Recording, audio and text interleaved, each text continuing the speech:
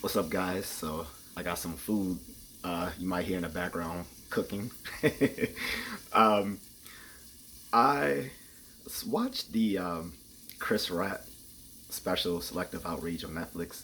It was funny, and it just shows he's a comedian's comedian. He's definitely the GOAT. Um, I saw that a lot of people were mad that he uh, mentioned the whole thing with Chris Rock. Everyone knew that was coming, like that was anticipated for the stand-up special. And Netflix did this live, which was dope. This is the first time they did that, and you know, it was a lot of simps out there mad at him because a lot of people see themselves through Will Smith. And then, of course, a lot of black women were mad that he called Jada Pinkett Smith a bitch, which he is. And if anything, I think he went nice on her. He criticized the fact that they had a beef starting years ago because Chris Rock, she felt, shouldn't have been hosting the Oscars during the whole hashtag Oscar so white thing because no one was nominated, and that Will Smith's movie Concussion didn't get a nomination. Even though that movie brought to light something that was very important about the NFL, it wasn't a good movie. So who cares? And in any case, he rightfully pointed out that, a lot of people have gotten cheated on, but who the hell gets cheated on and then interviewed by the same bitch who cheated on you on her little dusty ass talk show on Facebook talking about how did you feel about me cheating? Like that he was on point to point that out to folks.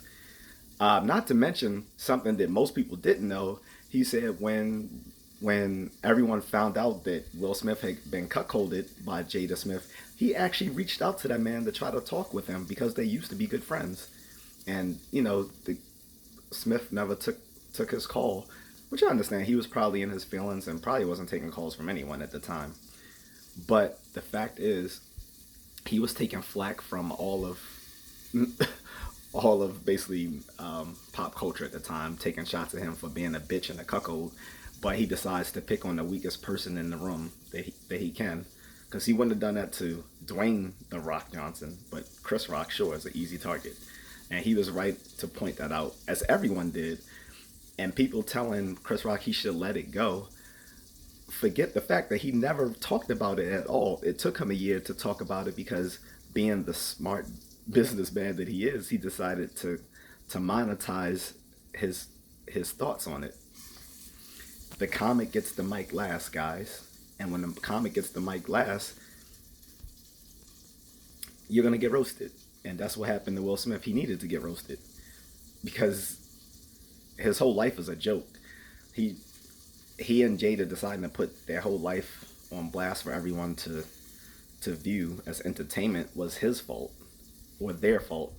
And him staying in a relationship with a toxic ass bitch like Jada Pinkett is his fault as well. Sorry, not sorry. And I mean, everything he mentioned was great. One thing a lot of people didn't point out is the comic genius of the whole Selective Outrage thing. He started the bit. He he bookended the whole show on the concept of Selective Outrage. He started it on the front end talking about Selective Outrage and in mainstream society, how people will pick and choose what to be mad about, such as being mad at R. Kelly, which I've mentioned several times on this channel myself, but not saying anything about Michael Jackson. I would go further.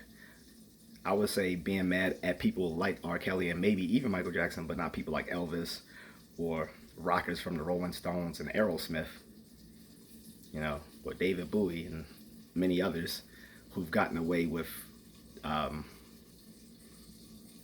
SA against female minors, but whatever. Um, and he segued all the way to the end to Selective Outrage of Will Smith himself choosing to pick him as a target for his frustrations instead of all the people who've openly mocked him over the years for his toxic relationship with Jada Pinkett. That was comic genius, and I don't think a lot of people picked up on how well written that was. So kudos to Chris Rock for uh, Selective Outrage.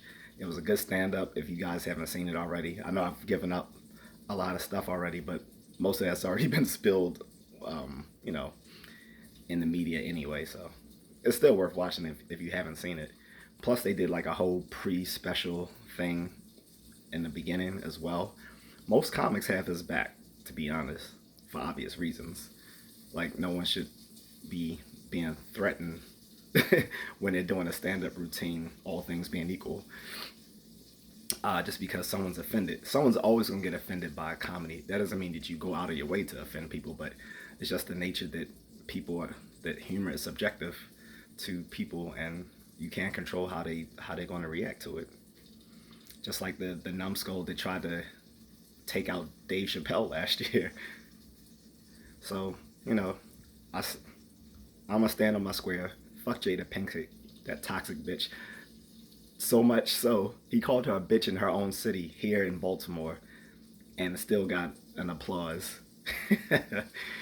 So fuck that dumb chick. And fuck Will Smith. He's a fucking cuckold. At this point, his children are grown. He has no reason to stay with that dumbass bitch, so that's his fault. He's a bitch ass nigga for taking that out on a smaller man. And I'm always going to stand on that. But I'm just a contrarian.